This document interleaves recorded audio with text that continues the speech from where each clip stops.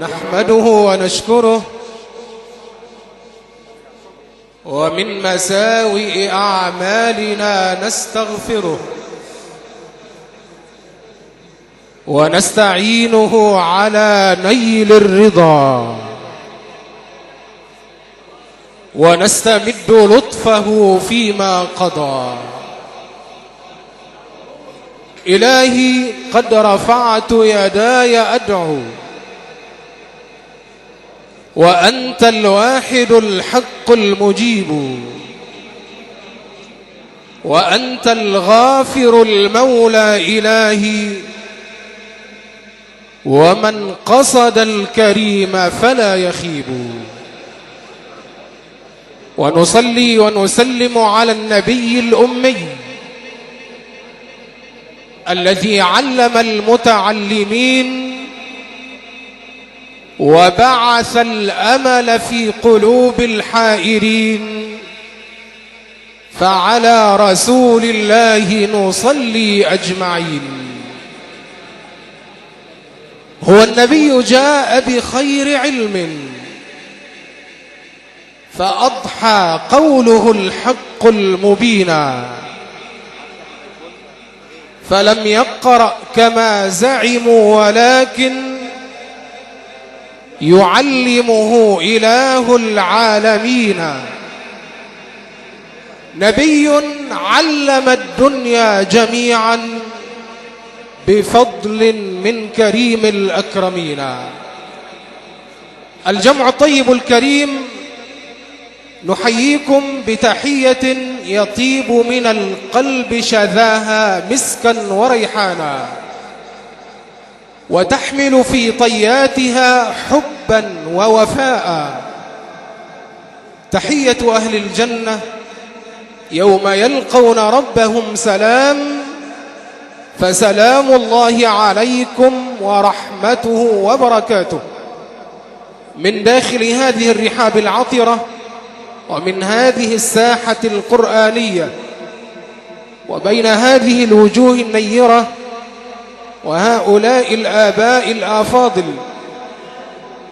ومن داخل قرية الفددنة بمركز ومدينة فاقوس بمحافظة الشرقية، في هذه الليلة القرآنية التي فيها نكرم أهل العلم ونكرم العلماء، إذ نكرم الليلة في ليلة وداع وتأبين العالم الجليل الأستاذ الدكتور فاروق عبد القادر، لنشارك بذلك عائلة الششيتة وجميع عائلات الفددنة في العالم الجليل الأستاذ الدكتور فاروق عبد القادر، رئيس جامعة قناة السويس الأسبق، ورئيس جامعة سيناء السابق، وعضو مجلس إدارة شركة الكهرباء.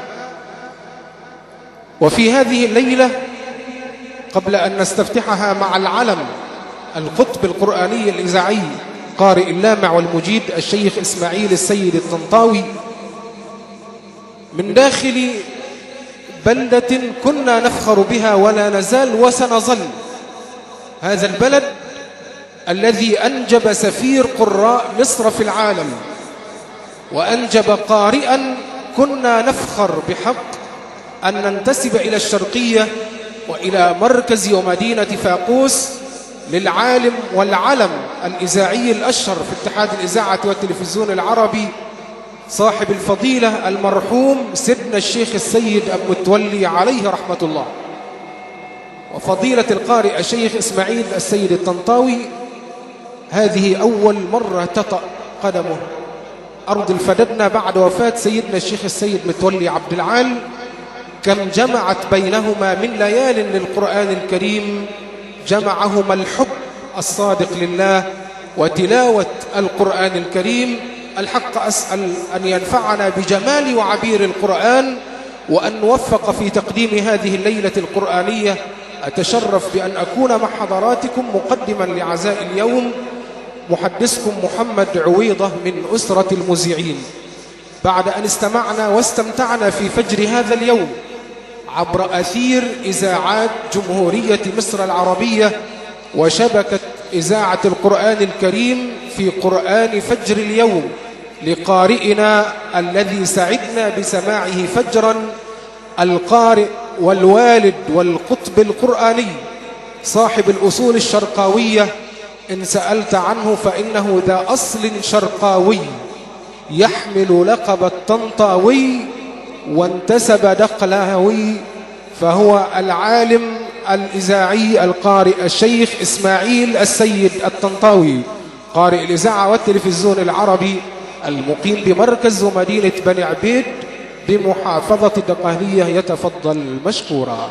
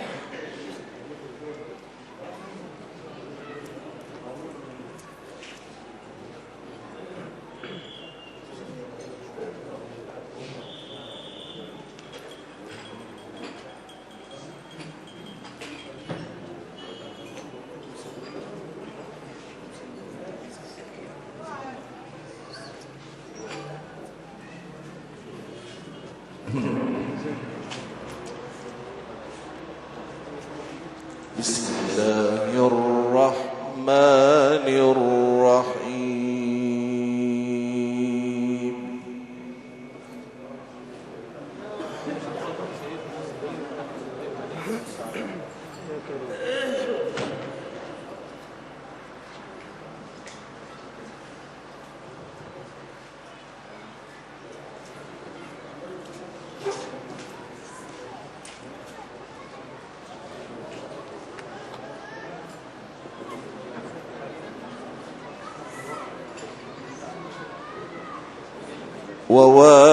وواعدنا موسى 30 ليلة وأتممناها ب10 فتم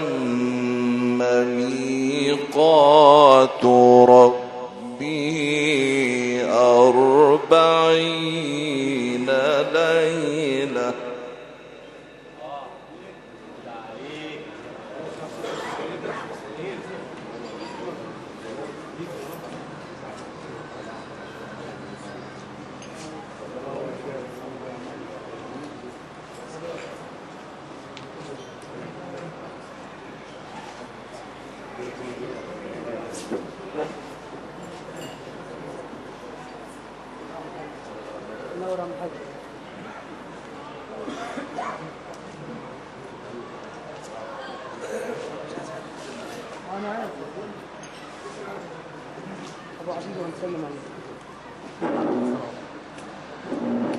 وقال موسى لأخيه هارون اخلفني في قومي وأصلح ولا تتبع سبيل المفسدين.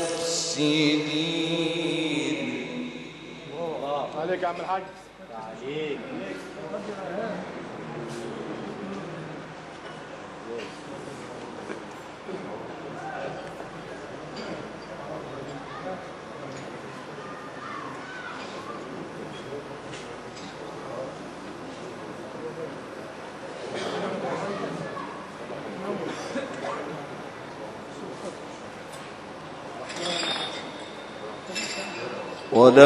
ولما جاء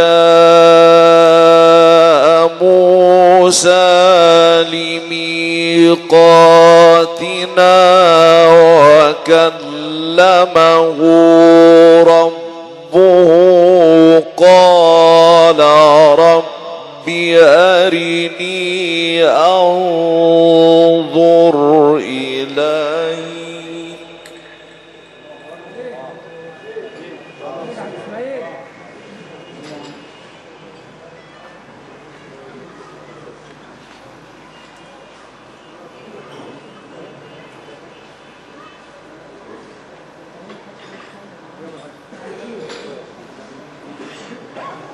قال رب أرني أنظر إليك قال لن تراني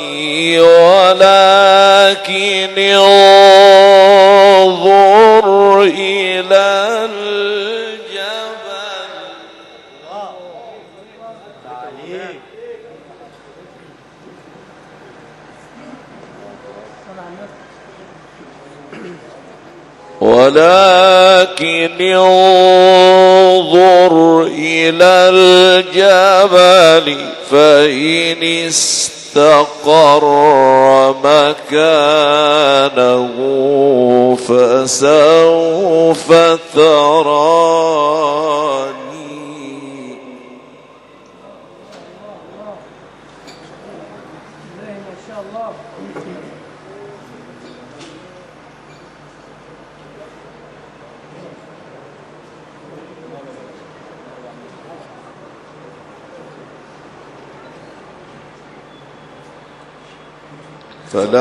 فلما تجلى ربه للجبل جعله دكا وخر موسى صعقا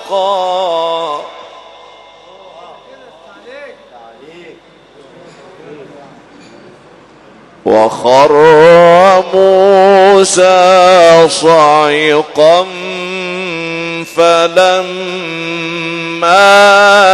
أفاق قال سبحانك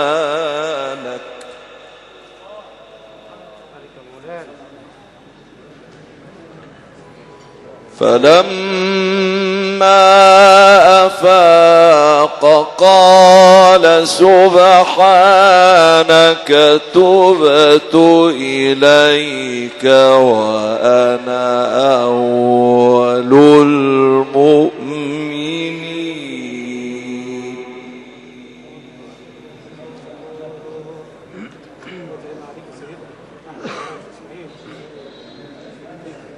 قال يا موسى إني اصطفيتك على الناس برسالاتي وبكلامي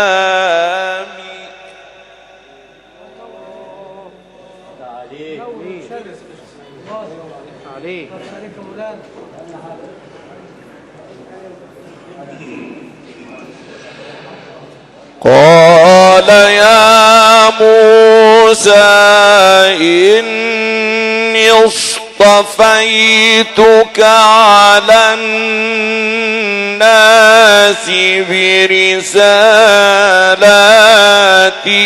وبكلامي فخذ ما آتيتك وكن من الشاكرين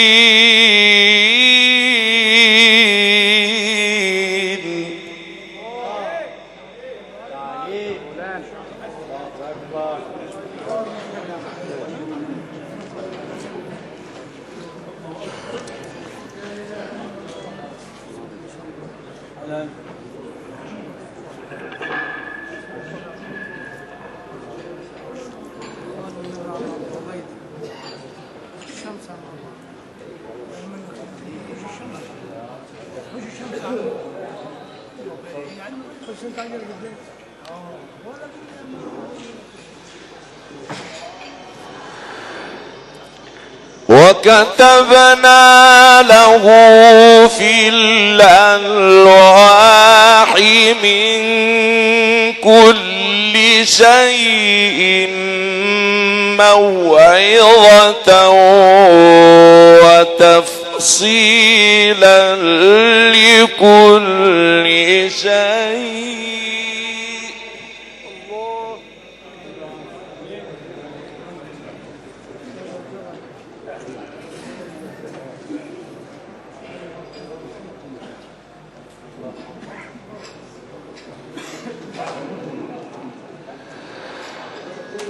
وكتبنا له في الألواح من كل شيء موعظة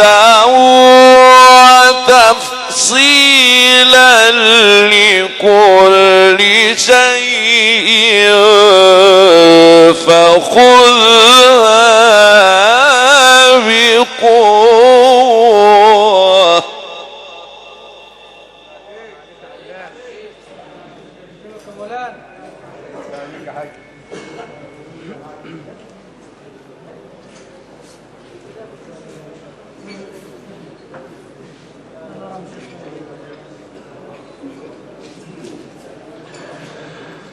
فخذها بقوة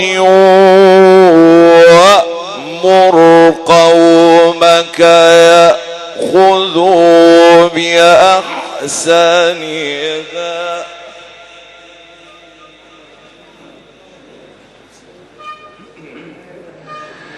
سأريكم دار الفاسقين.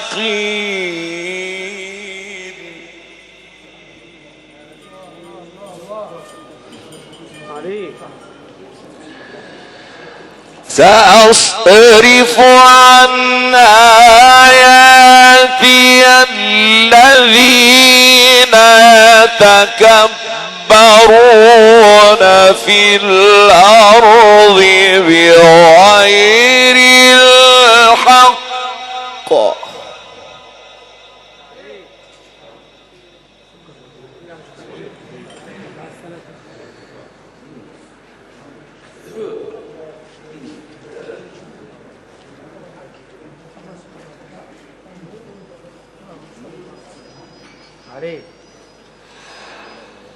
سأصرف عن آياتي الذين يتكبرون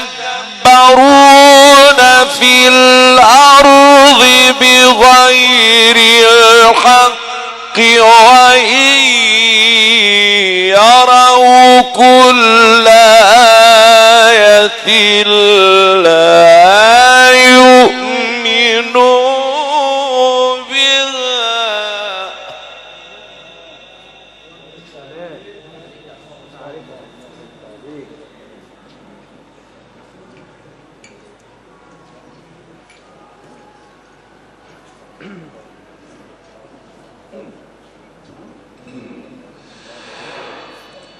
وإن يروا كل آية لا يؤمنوا بها وإن يروا سبيل الرشد لا يتخذوه سبيلا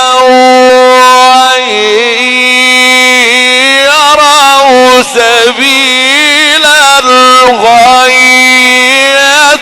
يتخذوه سبيلا.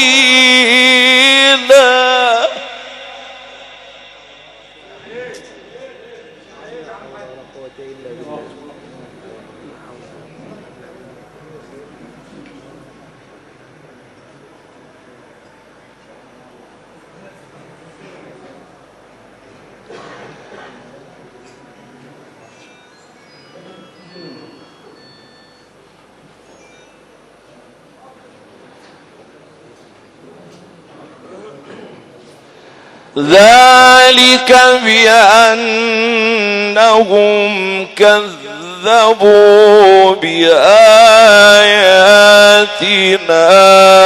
وكانوا عنها غافلين.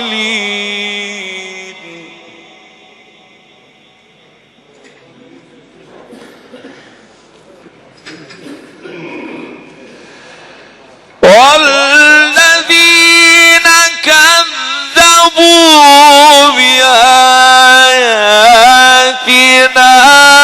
ولقاء الآخرة حبطت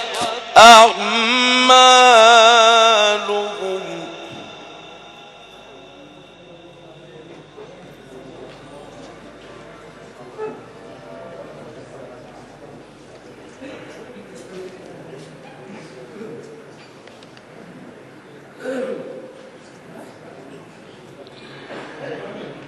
هل يجزون إلا ما كانوا يعملون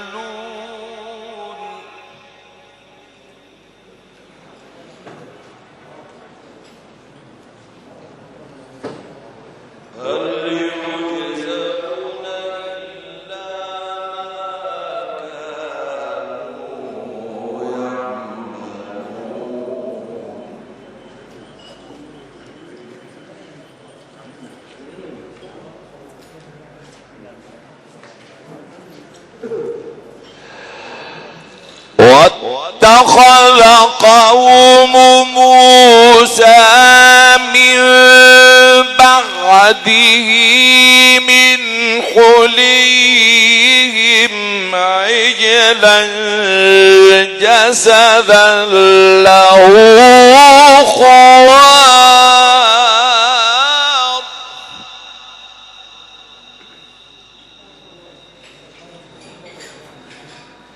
ألم يروا أنه لا يكلمهم ولا يهديهم سبيلا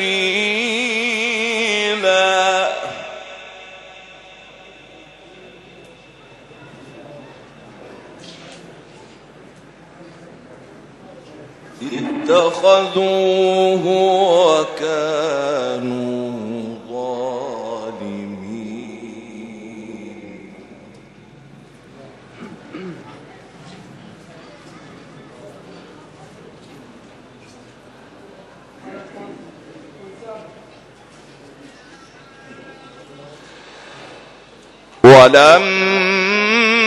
ولما سقط في أيديهم ورأوا أنهم قد ضلوا قالوا لئن لم يرحمنا ربنا ويغفر لنا لنكونن من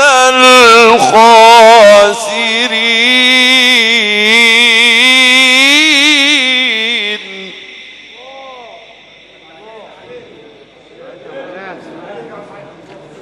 عليه.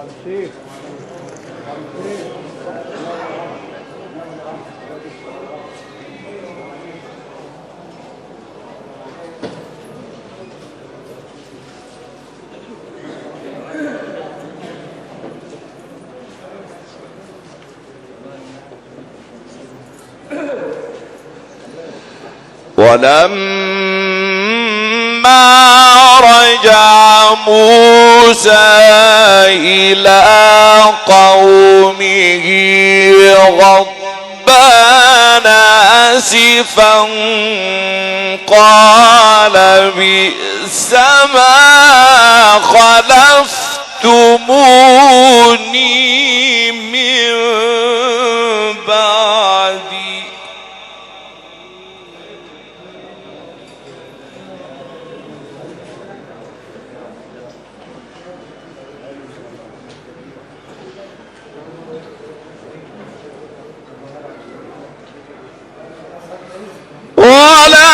ولما رجع موسى إلى قومه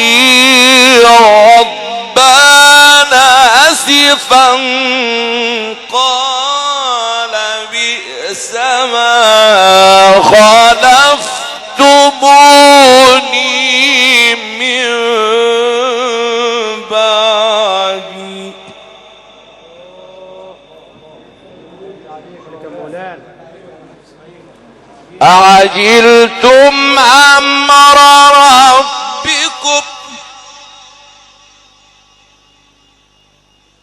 أعجلتم أمر ربكم وألقى الألواح وأخذ برأس أخيه يجره إليه قال ابن أم إن القوم استضعفوني وكادوا يقتلونني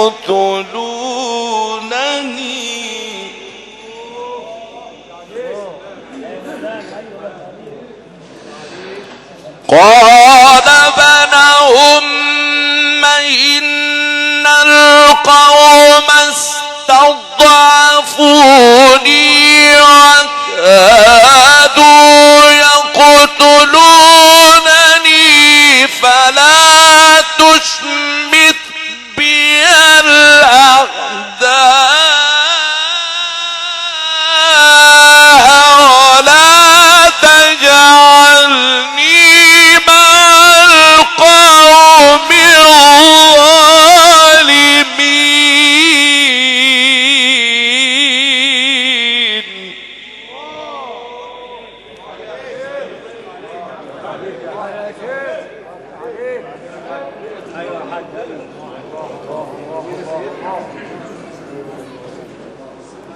قال رب اغفر لي ولأخي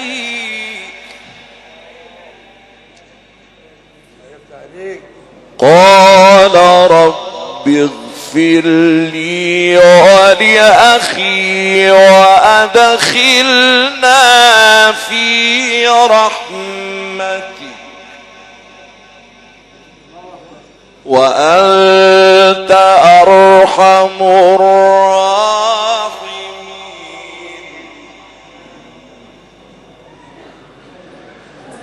إن الذين اتخذوا العجل سينالهم غضب من ربهم وذلة في الحياة الدنيا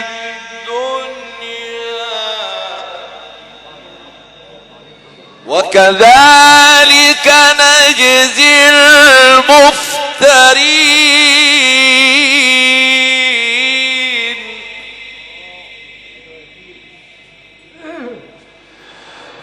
والذين عملوا السيئات ثم تابوا من بعدها وآمنوا إن ربك من بعدها لغفور رحيم.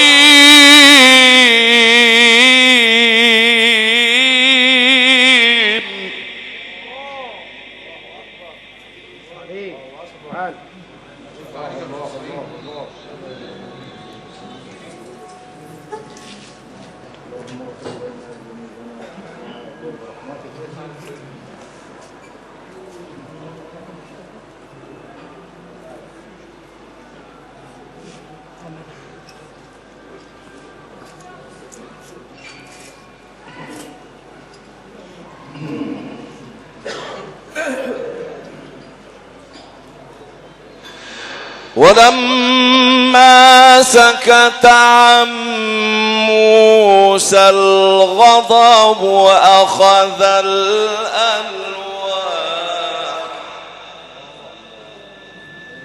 أخذ الألواح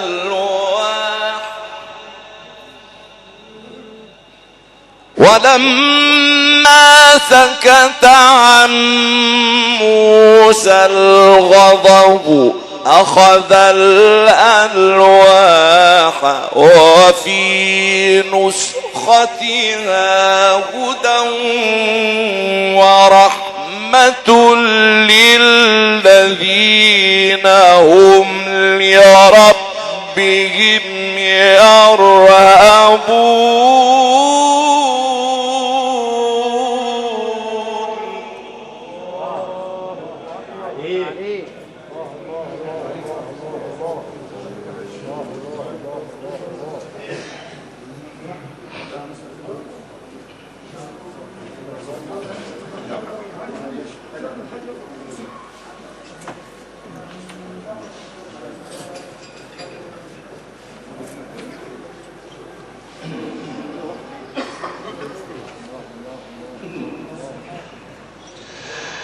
واختار موسى قومه 70 رجلا لميقاتنا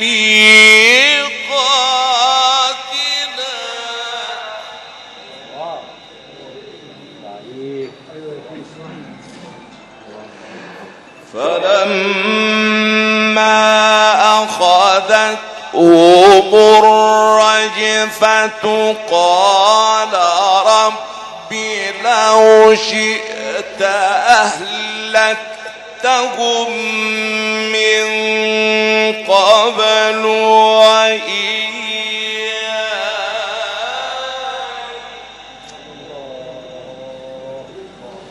أتهلكنا بما فعل السفهاء منا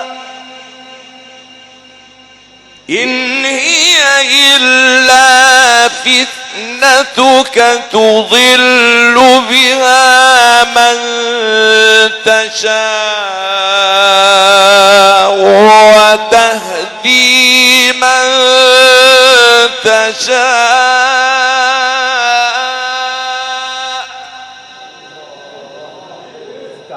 أنت ولينا فاغفر لنا وارحمنا وأنت خير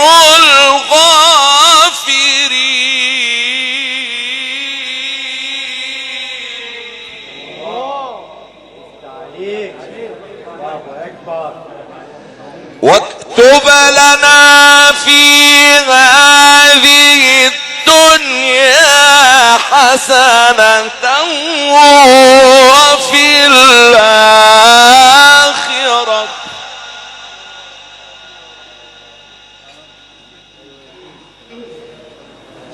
واكتب لنا في هذه الدنيا حسنة وفي الآخرة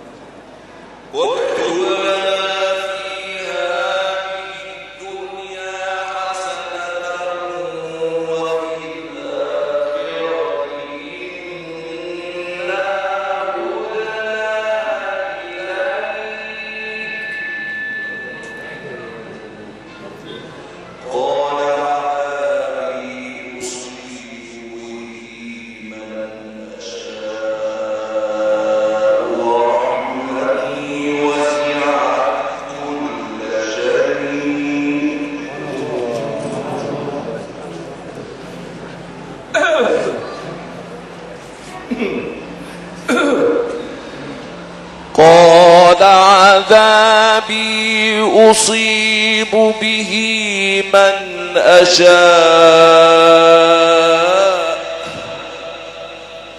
ورحمتي وسعت كل شيء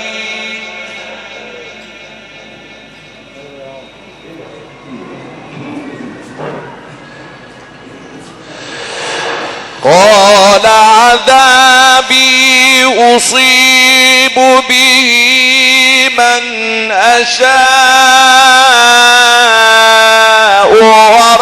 ورحمتي وسعت كل شيء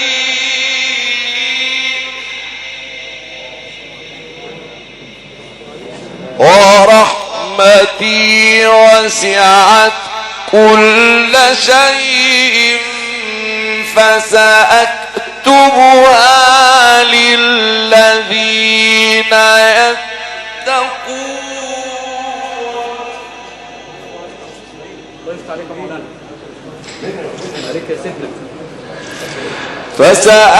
فسأكتبها للذين يتقون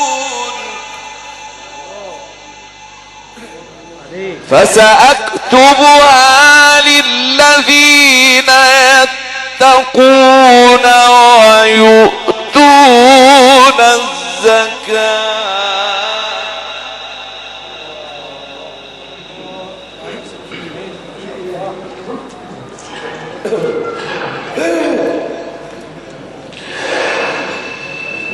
ورحمتي وسعت كل شيء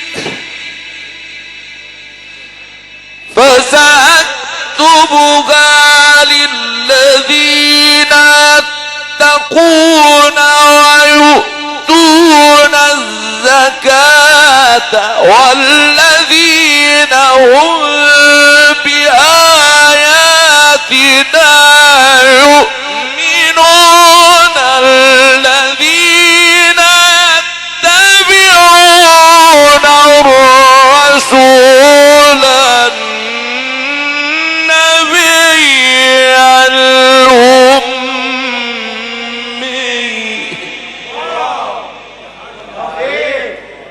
الله أكبر عليك مولانا عليك ويفتح عليك الله أكبر الله أكبر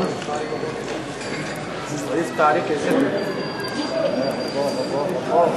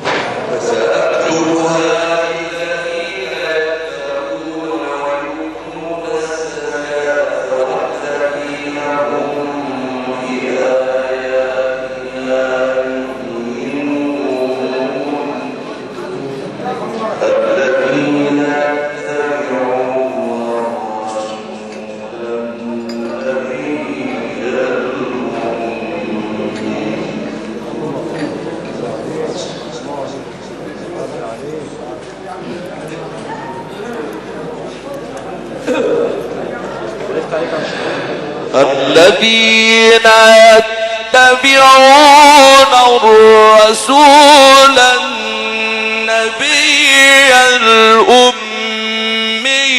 الذي يجدونه مكتوبا عندهم في التوراة والإنجيل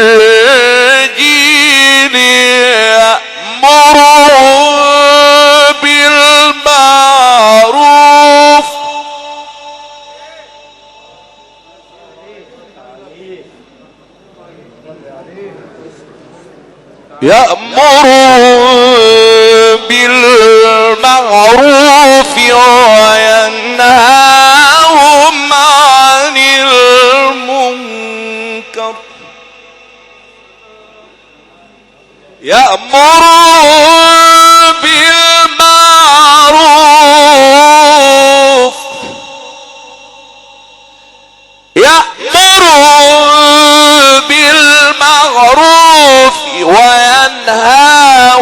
عن المنكر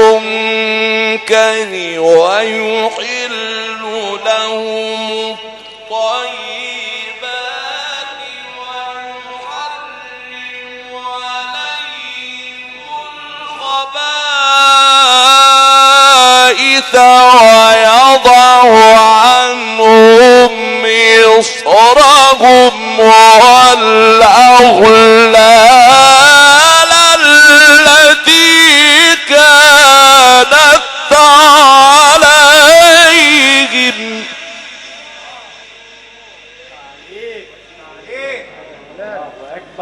فالذين آمنوا به وعزروه ونصروه واتبعوا النور الذي أنزل معه أولئك هم المفلحون. صدق الله العظيم.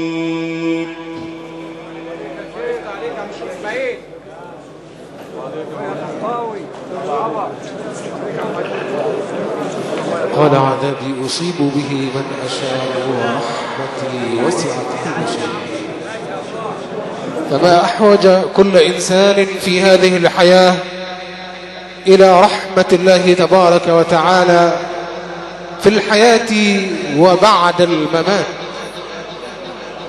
ولما قسى قلبي وضاقت مذاهبي جعلت الرجا مني لعفوك سلما. تعاظمني ذنبي فلما قرنته بعفوك ربي كان عفوك أعظما.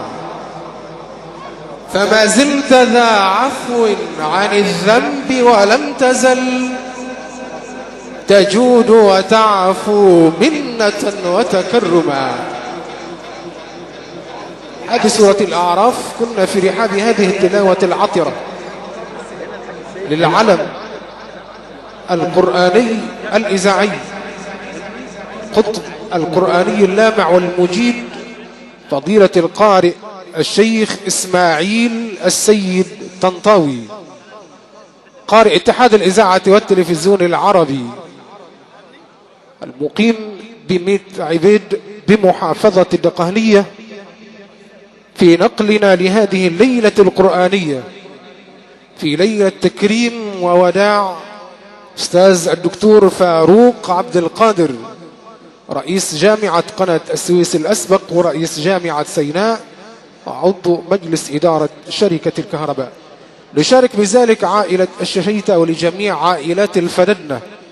باسمهم نتقدم بخالص الشكر والتقدير لعموم مشارك العزاء من أتى من أبناء الفددنة ومن القرى والمناطق المجاورة، السادة العلماء الأجلاء أعضاء هيئة التدريس بجامعة قناة السويس بمحافظة الإسماعيلية وجامعة ابن سيناء، من أتى من محافظة بورسعيد والإسماعيلية، وكل من حل ضيفا لتقديم واجب العزاء في ليلة تأبين ووداع العالم الجليل الفارس المغوار الذي نفخر به أستاذ الدكتور فاروق عبد القادر عليه رحمة الله.